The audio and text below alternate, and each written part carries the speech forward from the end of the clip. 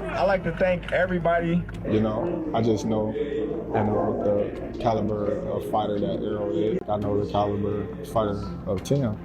I think both of them have taken a lot of damage in their career so far. But I just think,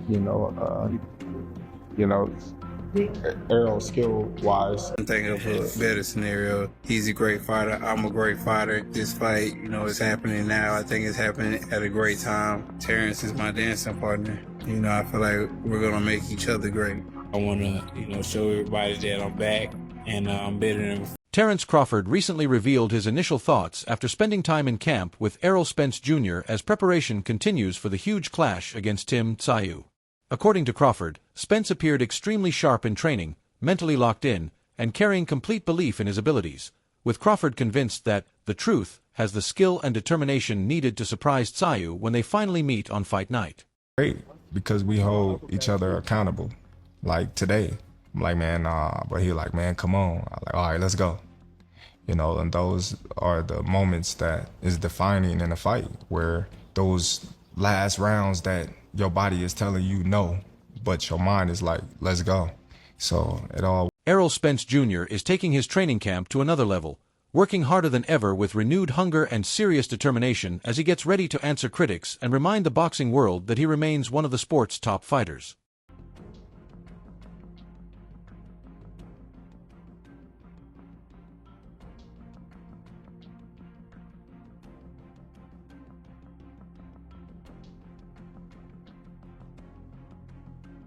Definitely, a long road to get to this point. Stuff takes time. My dad always say, man, he's so stubborn. Yeah, I'm stubborn, but my stubbornness, that's what got. Errol Spence Jr. sees this matchup as a defining moment for his legacy, viewing the bout as his chance to restore his status among boxing's biggest names and return to the top of the sport. This is what my dad used to talk to me about when he used to watch fights 40 years ago, when you had Tommy Hearns and Ray Leonard and all the greats, the four kings, and people adored them because they're really competitive fighters. Terence Crawford also views this showdown as a major moment for the sport, recognizing that a win here could rebuild Errol Spence Jr.'s standing and quickly push him back into the conversation among boxing's top-level fighters. This is one of them fights that would be talked about for. Errol Spence Jr. has long built his reputation on relentless pressure, heavy body shots, and raw physical power, and reports from camp suggest his training has been heavily focused on refining and sharpening those core weapons once again. The harder I work, it's going to benefit, my kids, my mother, my father. So I know it's not just me. And that's one of the things I had to realize again once, once the car accident and, certain things happened, and realize that it's not just me. I'm in there, not just me. I'm fighting for everybody, because everybody's sacrificing their own way. There you go, control. And when it gets hard, I'll be like, man, I don't know if I can do this. But then I'll be like, my kids deserve better. Now I'm going to keep working. I'm going to keep grinding. Coaches have made it clear that peak physical conditioning will be a deciding factor in this matchup, especially against a younger, aggressive opponent like Tim Tszyu, who is widely expected to apply non-stop pressure and bring serious punching power from the opening bell.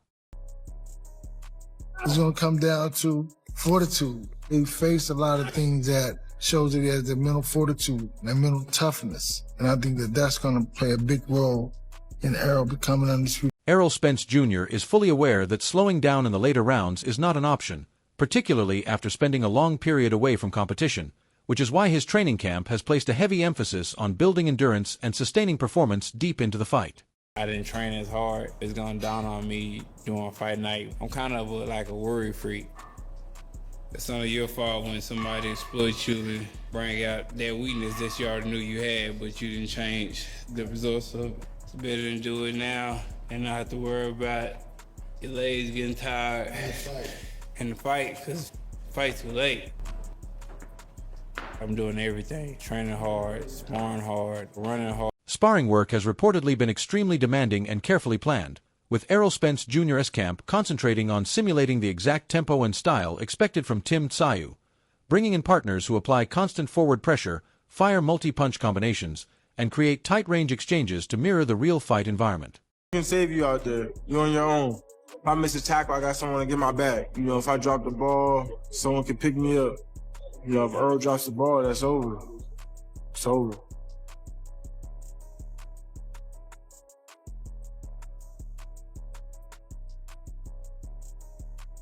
While his opponent seeks an edge high above sea level, Spence hunts for his in the searing Texas heat. He knows in the pick'em blockbuster ahead, the smallest of margins could tip the outcome. It's just a tough, gritty gym. It's old school. If you can get through being in a 100-something degree gym, sparring and training, once you get in front of those bright lights, it's pretty easy for me. The entire purpose of these sessions is to refine timing, improve reflexes, and strengthen defensive instincts, while also allowing Errol Spence Jr. to rebuild his comfort and composure when dealing with real-time pressure in the ring. Listen, he doesn't stop. We spar like 12 or 13 rounds a day. He's a worker. He understands like what it's going to take to be successful. That's why he's the best coach in boxing, because he don't try to pamper me. When I look like, he gonna say I look like, I don't care how big you get, ain't nobody get pampered, and he gonna critique me like I'm a grown man. Appreciate you, man. No doubt. Real. You know what I'm saying? That's what we do. That's how my best coach has been. Social media people telling you how great you are. You ain't got nobody telling you, hey, tighten up. That's how you fall off. That's how you get up there and draw down. Errol Spence Jr. feels his story in boxing is far from complete, believing he still has more to prove after setbacks, and he is determined to show fans and critics that a single tough defeat cannot cancel out years of dominant performances and world title success, with his confidence coming not just from his physical tools, but also from his deep tactical understanding of the sport. Motto is, you know, I'm the big fish. I'm the shark in the ocean. They'll put me in there with other sharks. I want my fans to see that I'm facing a real champion, a real fighter who's just as hungry as me, the big fish.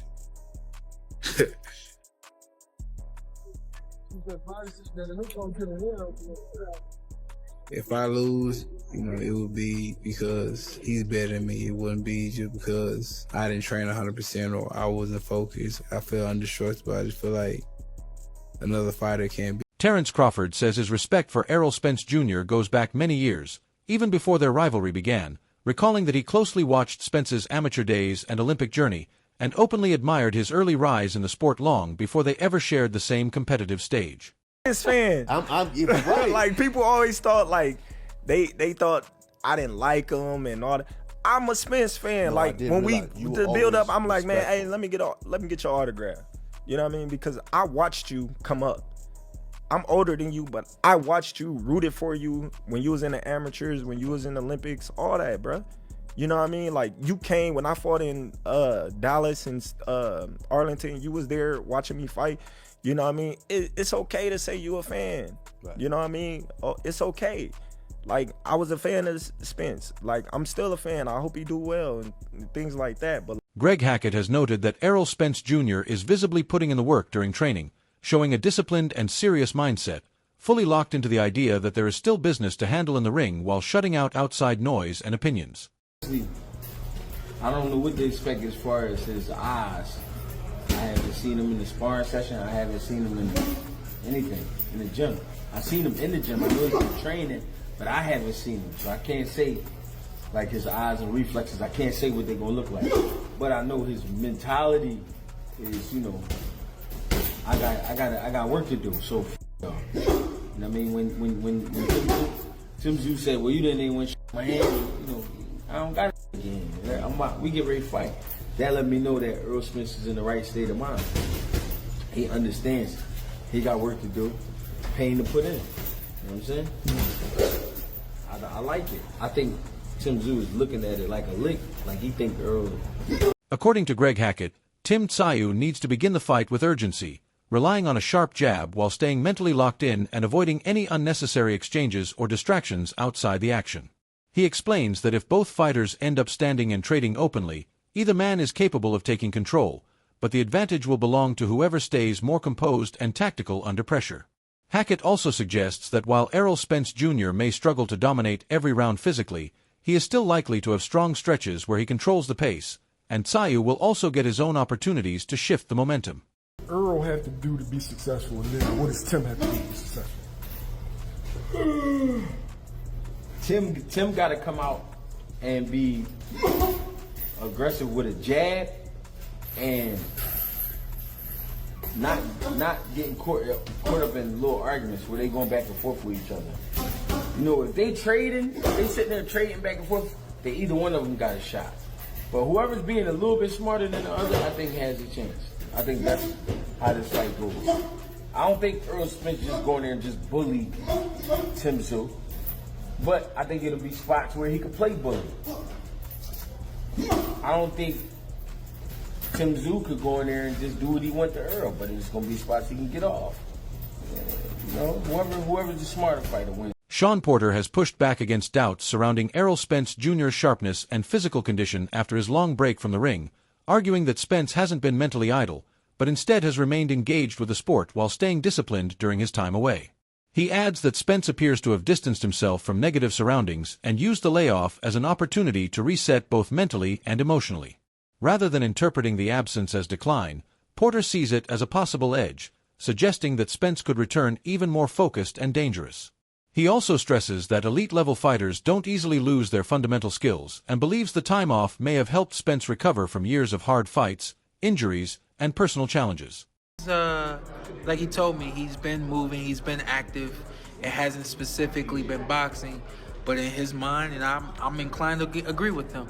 I've been moving. I've stayed away from the negative vices that I've had, and I've just been with my family. He seems like he's in a good, positive space, and I think that for him, for some of us, this is work. For other people, like some guys really love this thing and can't live without it and all that kind of stuff. I think for Errol, it's like a little blend of both. Like he loves boxing. He loves this aggressive, physical nature of this sport, and on top of that, he get to make money doing it. You know, so I think that when he says, you know, well, when the question is presented to him, why are you here? The answer for him is, I can still do it, and I still like it. So Analysts view Errol Spence Jr.'s jump to the 154-pound division as a significant development that immediately alters the balance of the junior middleweight landscape. They point out that his presence adds fresh pressure to the division, where names like Keith Thurman and Sebastian Fundora are already involved in key fights that could shape future unification paths. Experts highlight that nearly every potential matchup between Spence, Tim Tszyu, Thurman, and Fundora carries real stakes and competitiveness, with very few one-sided scenarios in sight. Spence stepping in to face a high-risk opponent like Tszyu after a long layoff is seen as a clear signal of his ambition and belief in his own abilities. Overall, the 154-pound division is now regarded as one of the most compelling in boxing, filled with elite-level clashes that could quickly redefine the championship picture. Spence, there's rumors that he's coming back against Tim Tszyu. Matter of fact, right, exactly. A common opponent, you know. So maybe even though I think Errol has said, I'm never fighting Keith Thurman, no matter what. But if that's the case, if Keith Thurman beats Fundora, now you got two belts. There's nowhere else you can go. Well, they would have to fight each other. Errol will have to get past Tim Tszyu, right? And that could be built, not mega fight. No, but I would say that's a mega fight. You would, yeah. I would say that's a mega fight. I think so. What do you think, Caleb? If they both win with knockouts, Errol Spence wins with a knockout, Keith Thurman wins with a knockout, that's not a mega fight. Yeah, I mean, I think maybe he's speaking to like the fact because of where they're in their careers. Right. But at the same time, I mean, I think that's just as an exciting fight as any, regardless of who wins. Between the Errol Spence and Tim Tszyu, and whether Fundora and Keith Thurman, I mean, out of those four people, there's not really a... Tim Bradley believes that Tim Tszyu may have a clear breaking point when he is forced to deal with sustained, high-level pressure, suggesting that his previous battles and in-ring injuries could have created lingering psychological effects that show up as hesitation or brief vulnerability during intense exchanges. Bradley argues that these factors could become decisive flaws against an elite opponent capable of maintaining constant pressure and control. He then breaks down the matchup stylistically, stating that Errol Spence Jr. appears to hold the stronger physical presence and technical edge, which could give him the upper hand in key moments of the fight. He gonna play with Tim Tszyu? Nah. Nah, hell no. Yeah, got the two-tone guts in that bad boy. Yeah, woo-hoo-hoo, I'm trying to tell y'all, he ain't playing with no damn Tim Tszyu. Tim Tszyu, listen to me. Still got some pop on his shots, but damn it, once I see a breaking point in a fighter, shit, that's all I need to see. And I know Spence see it too. Tim Tszyu, he got a breaking point, people. That's the problem with him. Okay? He's had some traumatic experiences. Not outside the ring, but inside the ring. For sure. When he got that cut on top of his head, all of that, oh man, he be having flashbacks. The headbutt or something, oh yeah. PTSD like a mug. You know, that's what I see. This is what I see with my eyes. This is what I see. I'm just letting y'all know, right? And he get in there with somebody that he far more superior than, then he look like $1 million. He flying on all cylinders. But the minute he get in there with like a Bakaram, Martazaliev, he get knocked out. You know? Knocked the hell out. Spence bigger. According to Tim Bradley, the combination of size, southpaw positioning, and extensive experience against elite-level opposition makes Errol Spence Jr. a particularly difficult puzzle for Tim Tszyu to solve. He explains that Spence's control of range, pressure-based approach, and ability to exchange effectively from a left-handed stance could consistently disrupt Tsyu's rhythm across the fight. Bradley also challenges criticism aimed at Spence's inactivity, arguing that time away from competition does not diminish proven skill or high-level experience. Instead, he places greater importance on ring IQ, composure under pressure, and a track record against top-tier opponents. In his view, Spence has already developed the toughness and adaptability that come from years at the elite level, and those core traits are not easily lost, even during a layoff, particularly for a fighter with deep amateur and professional grounding. Bigger than him. Spence is willing to punch with him. Yeah, and you know that, man. Tim Tszyu don't move his damn head for nothing in the world. And he got his ass whooped by a southpaw. And Spence is what? A southpaw. Now, I know y'all gonna be like, man, well, it's a lot of inactivity, Tim. A lot of inactivity. When you elite, and you working, and you sacrificing, and you running, and you training, and you weight training, and you doing what you need to do to get ready, you know, the time don't damn matter. Because guess what? The miles are already in it. The experience is already in it. There's a lot of character in this damn car that's being restored. A lot of character in Spence. And the last time he was in the ring, he showed his character. Yeah. So, if y'all want to discount Spence on disqualify his abilities on just inactivity, go ahead. I'm not. Hell no, I'm not. No, I know what type of beast he is. Spence is a damn beast, a future Hall of Famer. And if you didn't know, now... Many experts argue that the outcome of this matchup will come down to timing, ring experience, and the very different journeys both fighters have taken to reach this stage. Tim Tszyu is viewed as a fighter built on momentum and consistency, staying active and maintaining sharpness through regular competition, which has kept him in a strong competitive rhythm. On the other hand, Errol Spence Jr. enters with a proven championship background and elite-level experience, but also carries the added test of returning after a significant layoff away from the sport. You know, it's a good little fight for him. Man been out 3 years. Tim Tszyu been active, former world champion. You know, he ain't going to get nobody we don't know. I can't do nothing but salute him, take my hat off for him, and see how he go to work. I think he going to be fine. He look like he's in good shape, you know. He ain't look all out of shape. He look like, you know, he look good. You know, he look mentally all there. And, I mean, them little 3 years, like I said, I told him as soon as it happened, I said, okay, he had other stuff going on, you know, other stuff going on. That was a 5-year accumulation, a lot of stuff he did going through the rigmaroles with Bud, trying to figure out if they was going to fight and building up his reputation and all this stuff. That was a lot. He's been doing this since 2012.